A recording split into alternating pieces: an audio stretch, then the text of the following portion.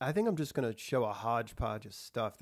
There is just so much to watch from this game that I thoroughly enjoyed, or am thoroughly enjoying. I just don't, it's just so much to look at, and good stuff too. Watch Mosley on this uh, wheel here from this running back.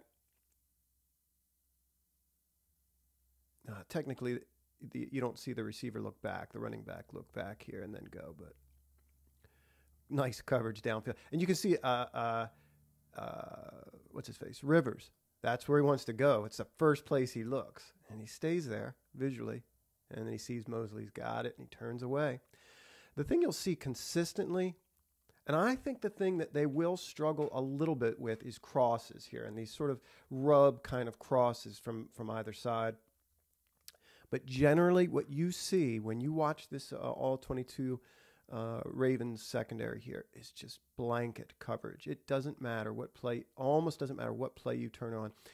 Watch Judon here from the line. You don't know who's coming, right? That's been established pretty much. So Judon drops, but first he pops this receiver, right? Gives him a good physical jolt, drops into the flat, or to the curl here, and he hits this guy too. Now, when I first saw that, I thought that was something that you could flag, but he isn't. He's within 5 yards there, so that's a heady little play by Judon. He just come, and a physical one too, right? This guy's going to cross in front of Judon. Judon's going to let him know he's there and reroute him a little bit. The other thing you see is just Tavon Young fighting around this, I guess, a pseudo kind of rub when they cross here. So Judon's rerouted him a little bit, and Tavon's got to cover ground here. And you see the front working in tandem with Tavon here. Let's watch the pass rush. I guess this is sort of an inside two for Pierce here. He comes. So does Patrick. Patrick takes on this guard. And you see Za'Darius winning off the edge there. Looks like a little bit of a hold. It doesn't matter. He's going to bring that pressure. Pierce is pushing the pocket. He's got nowhere to step up. Look at that little strange little throw by Phillip Rivers there. It's no wonder it's off the mark. And I can't quite tell if Tavon gets a hand on this thing. Just this defense is on fire. We're going to need this Sunday. This offense is a really interesting and difficult study if you're a defender. Well, I don't know how interesting it is if you're a defender, but Lamar freezes guys. You see this corner coming off the edge here. He is not just he's not simply blitzing. This guy's contained, so he's got to kind of freeze in his tracks here. He's got to make this tackle. So he stops. First thing you notice is a beautiful ball, right on the receiver, out in front of him so he can grab it and pick up some yards after the catch. So really good throw. When we say Lamar freezes it, a defender or a defense, all this motion does the same. You can see everybody reading this downhill to the tackle side here, to the right side. Part of that is they're reading the pull. Part of that is the weight distribution, if you will, what the strong side of an offense is here. So Hurst is pulling. Boyle's on that side. That's Snead in motion, I think.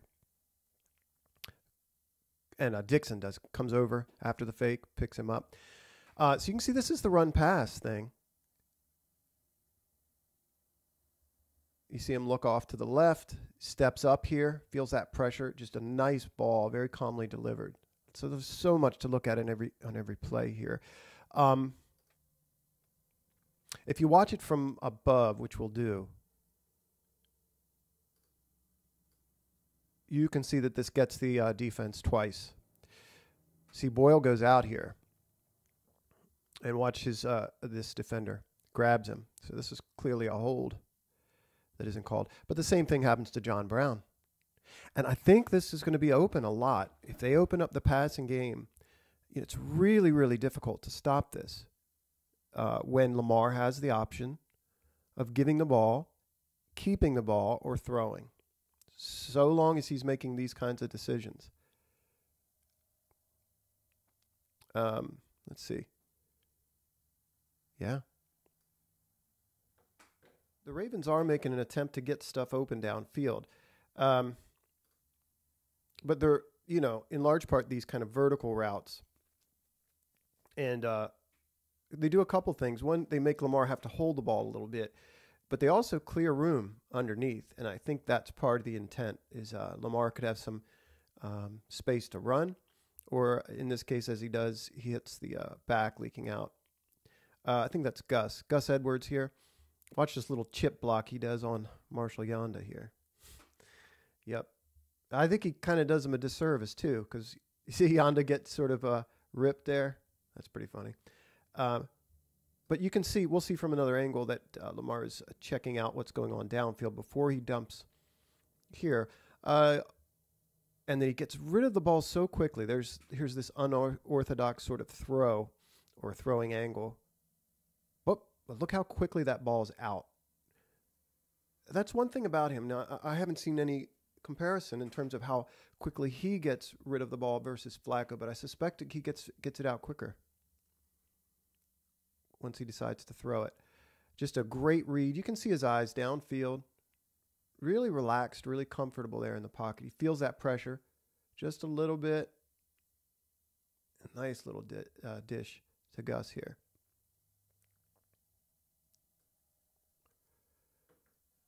So you need 5 yards here to keep this drive or get this drive going. I think it's 3rd and 5 at this point. It run on 1st and 2nd down. And Lamar ends up taking a sack. And obviously this is very conservative. And there's going to come a point where you have to trust him down here. And I think they were just banking on how well the defense is playing and what was left in terms of the clock. You see when the other team is selling out here around the line of scrimmage, these defenders here, or that defender, knows that could be trouble. If you leak Willie to this, if you cross Willie to this side here and give Lamar a shot at him, yeah, you're taking a chance a little bit, but running everything to this side is just too easy to cover, for one. The rollout is a little strange. Like I said, they're being conservative here, and you could just, as soon as they did this, you thought, well, this is never going to work, or I did. But yeah, if he runs that route to the other side of the field, look at this. And you're going to have to see that stuff on tape. I'm sure the Ravens staff is, but you take a chance here, he could go. Willie plants that foot and cuts to the other side, opposite side of the field, and Lamar hits him. If he doesn't go, you're still going to pick up yards there. Like I said, the Ravens are not going to be able to play through the postseason this way and expect to win. And maybe even this weekend, you're just going to have to roll the dice a little bit.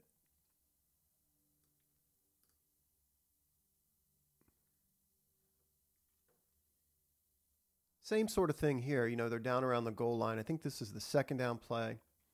They're being ultra conservative here. They got out on 1st down from the 1 or whatever it was. I think they got 2 or 3 yards. They get another 2 or 3 here. But watch what happens with Snead and the defense kind of selling out here. If you run Willie past these defenders here, this defender's going to have to make a choice about Lamar.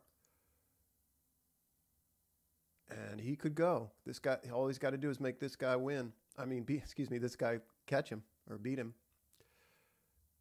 After the fact, he's not going to beat him. That's going to be a completion. Right. If this guy kind of bails and takes Snead, Lamar is going to go. So he's not going to bail and take Snead. Watch it again. Again, this is just a product of conservative play calling, but you're playing right into the defense's hands. They understand that you're going to be conservative here. 2 things I want to watch on this. One is how it is that if you leave Michael Pierce one-on-one, you're going to likely regret it. He pushes this guard into the lap of Phillip Rivers here. Just walks him right back and then gets a hit on him. This play ultimately comes back because Judon is held off the edge here. But one of the things you can see, Mosley pointing to this cross early on, pointing something out to Levine. Tavon as well. But this is an area, this is a really nice, clever kind of combination of crosses here by the Chargers. It's a tough one to defend. But you can see still right here, this receiver's within 5 yards. You can still hit him here. And I think you can see the Ravens are just a little indecisive here, or they're caught in between, you know, their responsibilities and sort of reading this.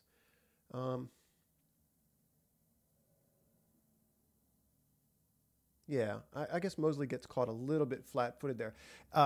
It's a tough thing to do, to come off of that part of the field and cover this guy, and leave behind you or the middle of the field there.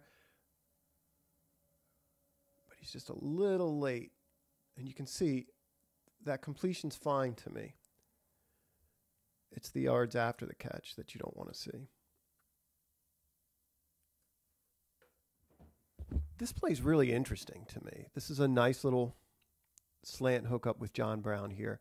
What I love about Lamar Jackson as a pocket passer here is he's looking Andrews on this. And you can see that this corner's got to take him. So his eyes, along with the route, take this corner that direction. And then he pulls away and hits Brown.